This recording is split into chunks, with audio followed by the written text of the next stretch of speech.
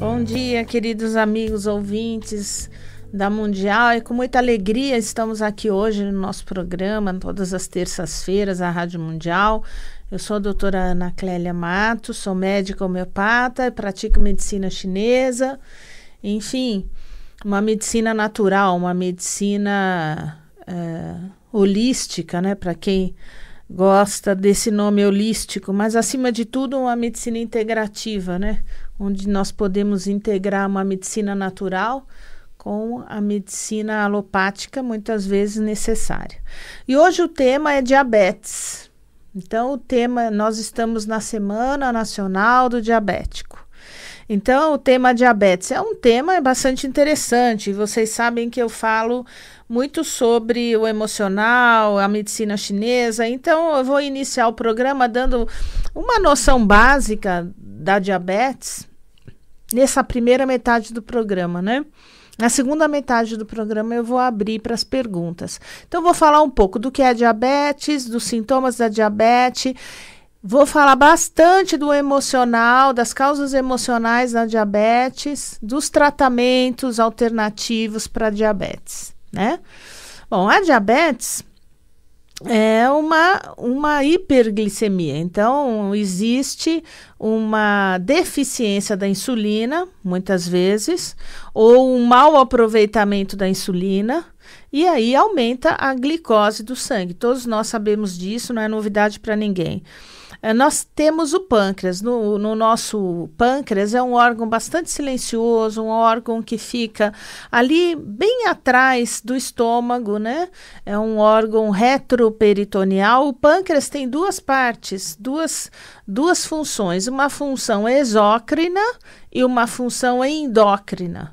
A função exócrina do pâncreas é a função de produzir as enzimas digestivas, né? Nós sabemos que a nossa digestão é feita no estômago e quando o alimento desce para o nível do duodeno, ele desce com uma quantidade muito grande de ácido do estômago, né? Então, o pâncreas, ele vai produzir as enzimas, amilase, lipase e outras para poder neutralizar esse pH extremamente ácido e também ajudar na digestão dos carboidratos, das proteínas e dos lipídios, né? Tudo bem, essa é uma função do pâncreas. A segunda função do pâncreas é a função endócrina, onde ele produz dois tipos de hormônio, a insulina e o glucagon. O glucagon, ele age diretamente sobre o fígado, né? Também ajudando o fígado a regular a quantidade de glicose na circulação.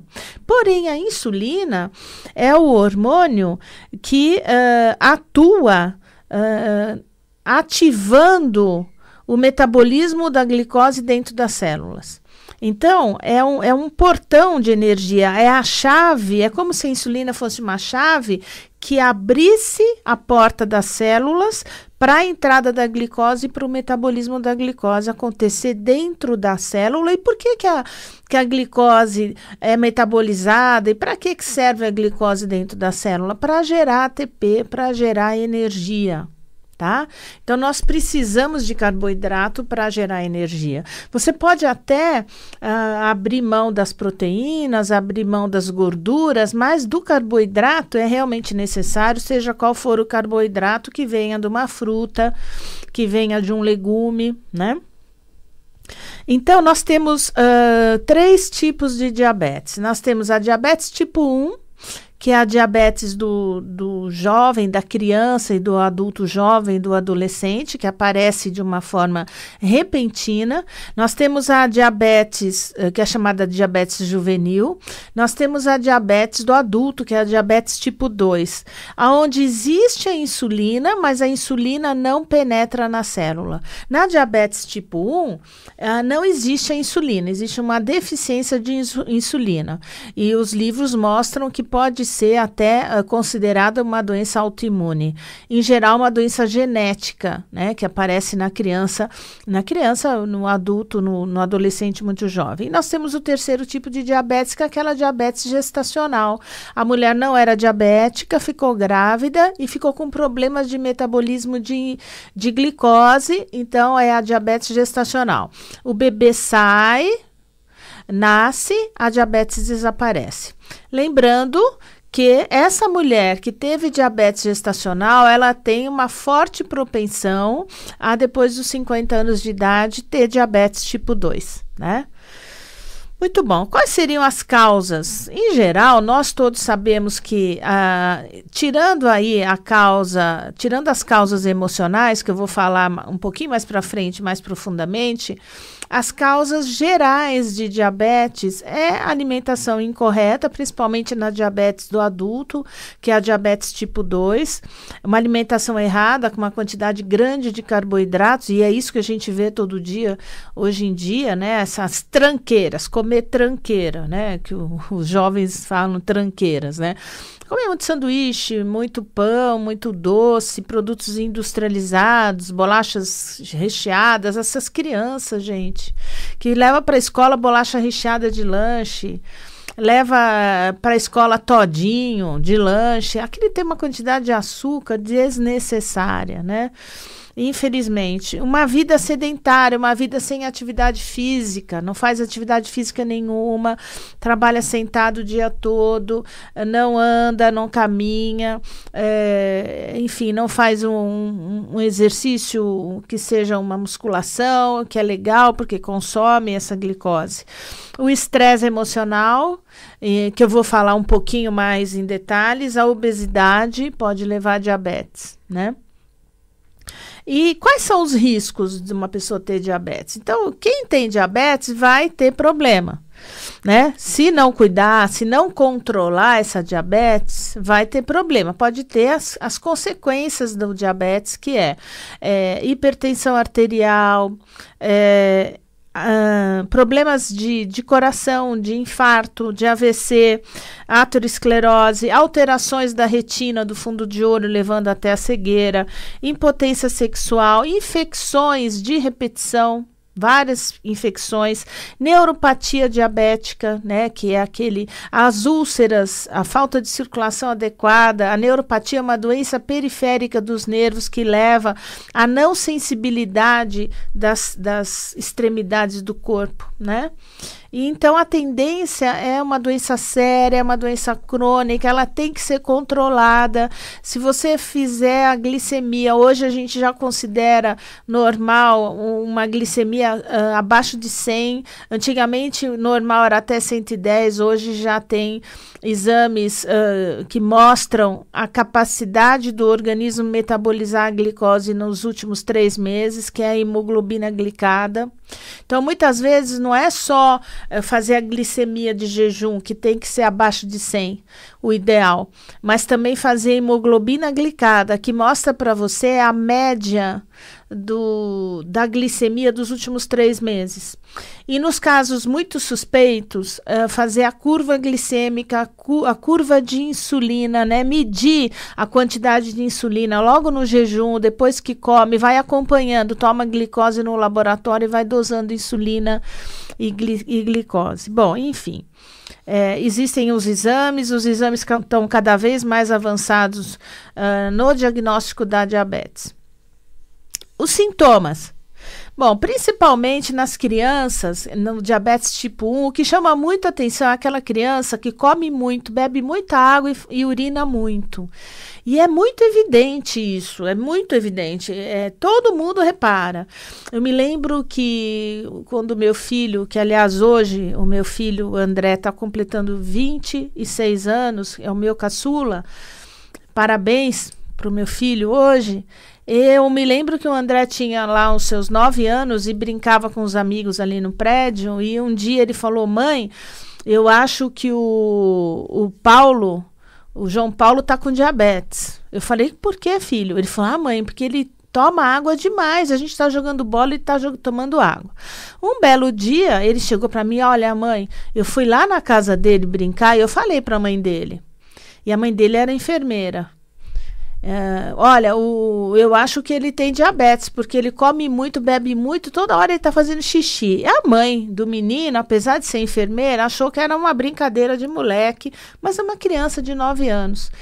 E, na verdade, infelizmente, depois de alguns meses, o menino entrou em coma diabético e aí foi para UTI, se recuperou, hoje está bem, está tudo bem, mas tomando insulina. Então, as crianças reparam, né?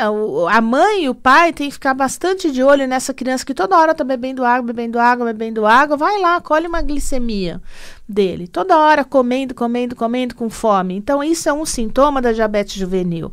A diabetes do adulto nem sempre é assim, não tem essa necessidade de beber água toda hora, não fica urinando toda hora, mas tem muita cansaço, gosto adocicado na boca, engorda com muita facilidade, tem desejo de comer doce, tem fezes ressecadas.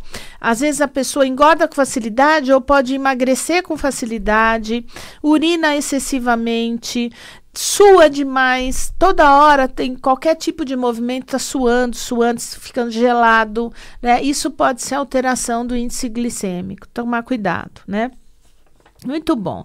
E agora nós vamos falar um pouco das causas emocionais, que eu acho que é o mais importante aqui nessa história. Nós sabemos hoje em dia que nós temos muitos sintomas emocionais. E esses sintomas emocionais levam a diversos tipos de doença. E o que é mais importante, o que eu priorizo aqui no nosso programa semanalmente, lembrando que todos esses programas estão sendo colocados no YouTube, então você pode rever, compartilhar no meu canal do YouTube.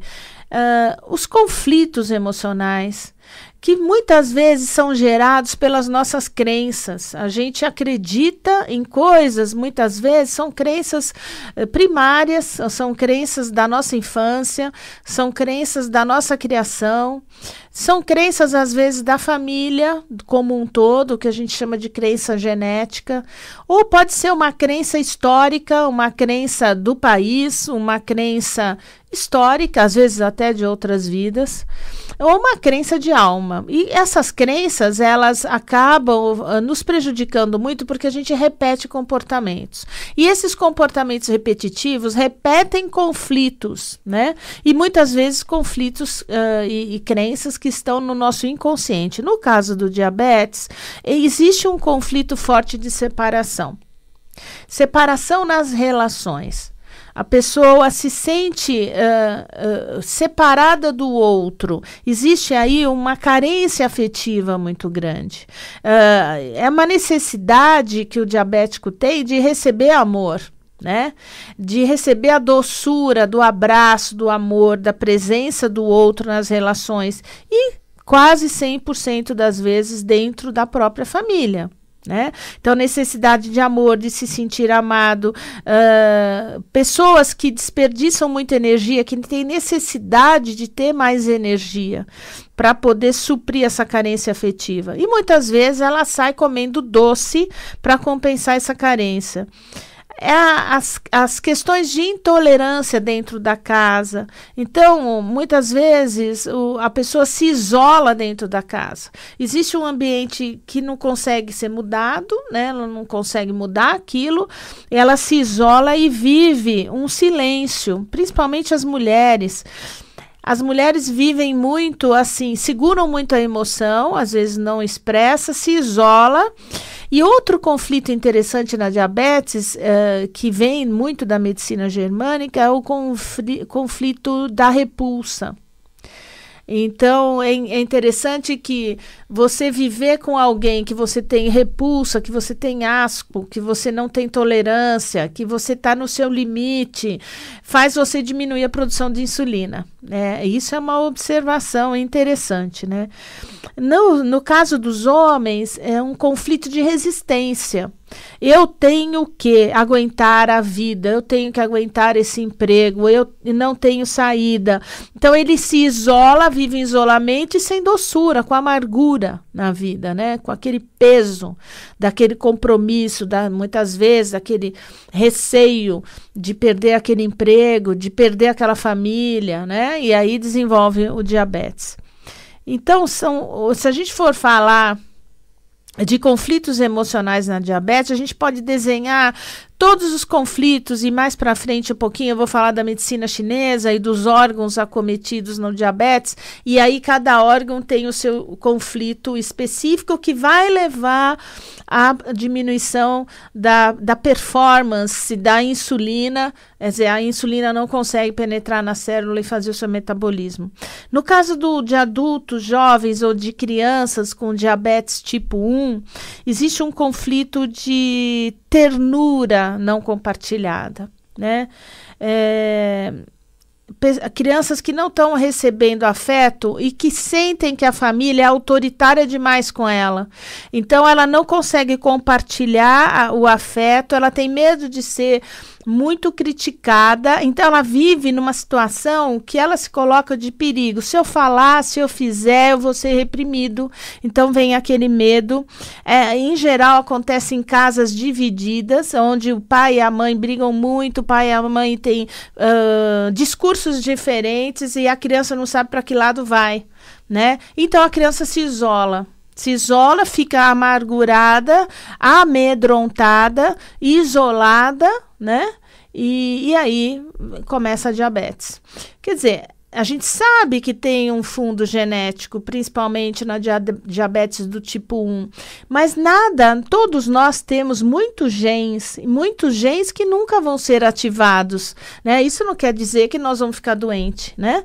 Nós vamos ficar doentes, não é isso, mas muitas vezes o conflito emocional é tão forte, tão duradouro, tão prolongado que acaba desencadeando o diabetes, né? Então, o diabetes é uma doença bastante delicada, na minha opinião. Eu acho bastante difícil, porque a gente tem que conversar com os pacientes, tem que começar a fazê-los tirar crenças, principalmente os adultos, crenças limitantes, crenças que vão só agravar a doença, né? Porque eu, sinceramente, na medida que eu vou estudando, e agora já há 34 anos, quase 35 anos de formado, eu acho que a doença é a gente que faz. E a gente dá o mesmo potencial que você tem de fazer, tem de desfazer. As curas são possíveis, mas é você que se cura, né? Você vai no médico e joga no médico a responsabilidade. Tudo bem, o médico está lá para te ajudar, mas é você que conhece a sua história, é você que sabe o que você já passou na sua vida. Você sabe por que você está nessa situação. Pergunta para você. Então, a mesma força que você teve de adoecer, você teve de não adoecer, você tem de não adoecer.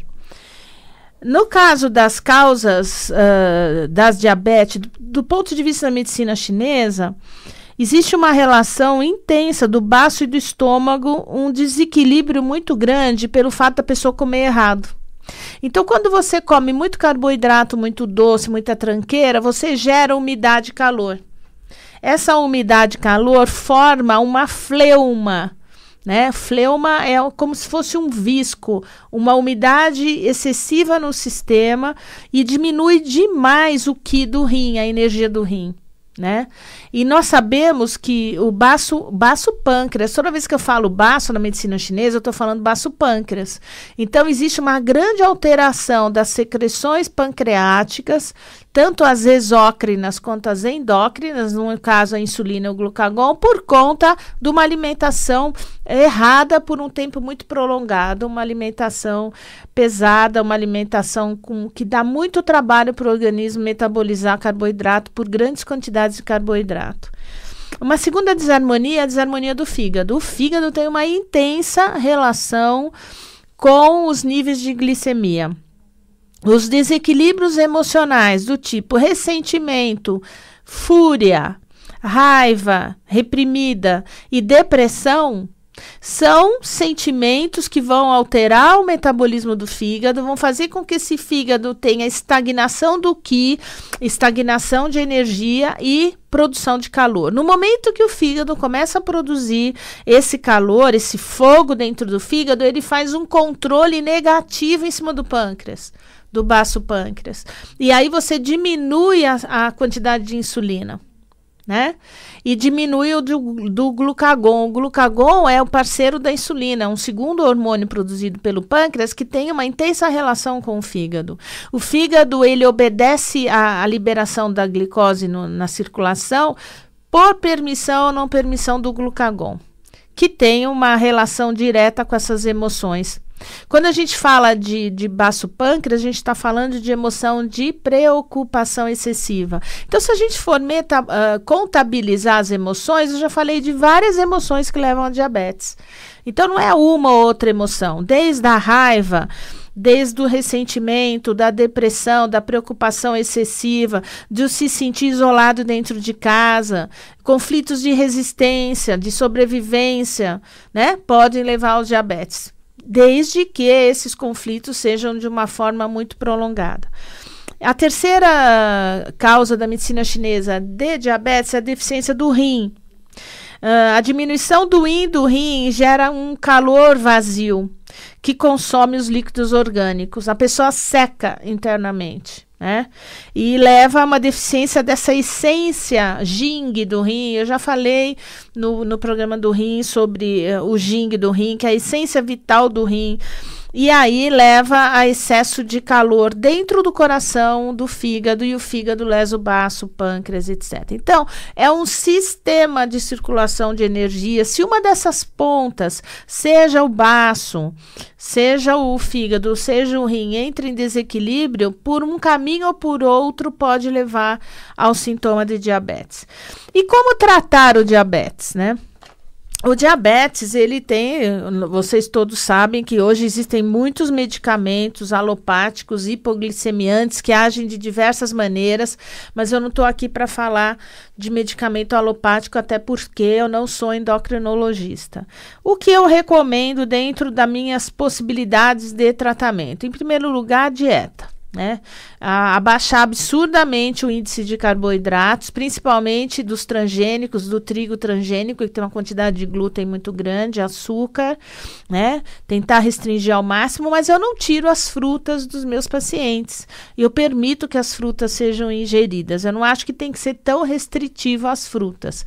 Tem que restringir ao quê? É a massa de farinha de trigo, é o doce, é o pão, né? Tudo isso.